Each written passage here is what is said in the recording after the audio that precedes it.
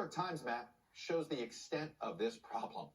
Basically, we all are living in high-risk areas for catching this virus.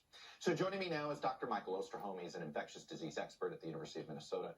Dr. Osterholm, welcome back to Meet the Press. Earlier this week, you and I spoke about this current race against these mutant strains and about the vaccine distribution. And you seem to, you said something that really stuck with me. So I want to show this screen of, this is the efficacy rate of the first doses of the three of the vaccines, Moderna at 80%, Johnson & Johnson 72%, Pfizer at 52%. Again, all the first dose efficacy rates. Do you believe we are now at a point where we may have to call an audible here on how we distribute the vaccine? Well, first of all, let me just say that I have been one of those saying that we need to make sure that we have both first and second doses and follow the FDA approval process. But let me say right now, we do have to call an audible. I think it's no doubt about it. The fact is that the surge that is likely to occur with this new variant from England is going to happen in the next 6 to 14 weeks. And if we see that happen, which my 45 years in the trenches tell us we will, we are going to see something like we have not seen yet in this country. England, for example, is hospitalizing twice as many people as we ever hospitalized at our highest number. And so we do know that if we look at these first doses, that in fact we can even get higher numbers than you just laid out by the time of the third week after vaccination. So we still want to get 2 doses in everyone, but I think right now, in advance of this surge, we need to get as many 1 doses in as many people over 65 as we possibly can to reduce the serious illness and deaths that are going to occur over the weeks ahead. If this decision, if the Biden administration agrees with your call here, they basically have to make this decision right now. The second dose appointments. They do have. Yeah, the second dose appointments basically have already begun or are beginning. So they have to do this right now. Do you think as you know, look, everybody's nervous because there's no perfect solution here. Do you think they're ready to do this, or do you think they're going to get cold feet? Well, I think it's going to be tough. I mean, imagine where we're at, Chuck, right now. You and I are sitting on this beach where it's 70 degrees, perfectly blue skies, gentle breeze. But I see that Hurricane 5, Category 5 or higher, 450 miles offshore. And, telling people to evacuate on that nice blue sky day is going to be hard. But I can also tell you that hurricane's coming. So I think we have to understand that because of this surge, we do have to call an audible.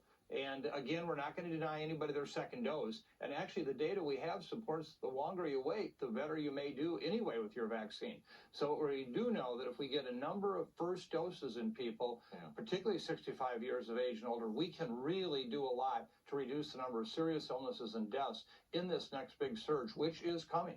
If we don't do this, let me paint for you one sort of nightmare scenario that I'm fearing, which is by the time that some of us get to the place in line where we're going to get a vaccine, that the vaccine available to me won't be able to deal with the strain that is circulating around this country. How likely could we be in that scenario, say, by the start of summer?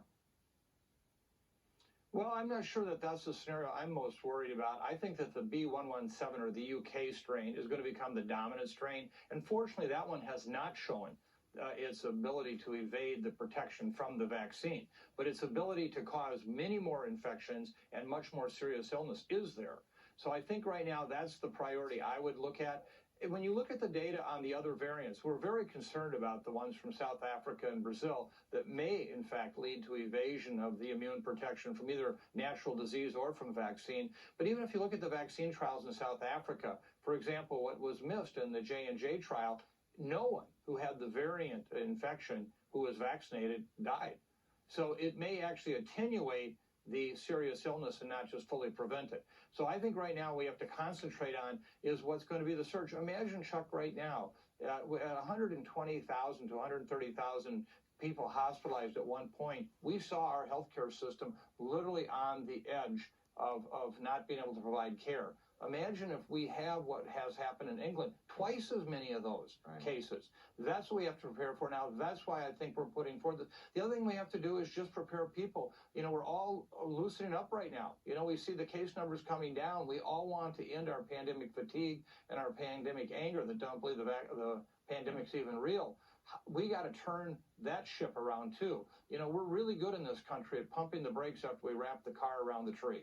What we have to do now is also anticipate this and understand that we're going to have to change quickly. As fast as we're opening restaurants, we're likely to be closing them in the near term. How blind do you feel right now to the various strains that might be circulating? I mean, I've seen some epidemiologists say that, we don't know what we don't know because we've done such a poor job of surveillance.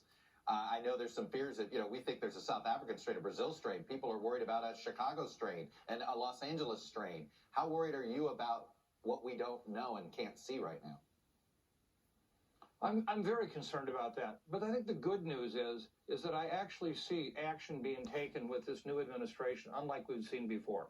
And so there really are efforts right now to, in fact, get us that kind of surveillance system in place as quickly as possible. And frankly, we need the Congress to pass the President's Relief Act, because that'll help us also do more of this kind of work. So and right now we're flying blind, but I'm more optimistic we're going to have the data. But as you've seen, these viruses have come up quickly, and they have actually caused us more and more surprises. And just expect the unexpected in the days ahead.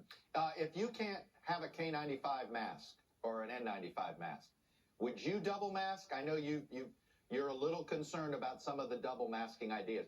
What do you do if you don't have a K95 mask to use? Well, when we talk about double masking, remember, what we're really talking about is just trying to prevent the virus from being excreted by me into the air, or me inhaling the virus from someone else in the air. And it's both a function of face fit and face filtration.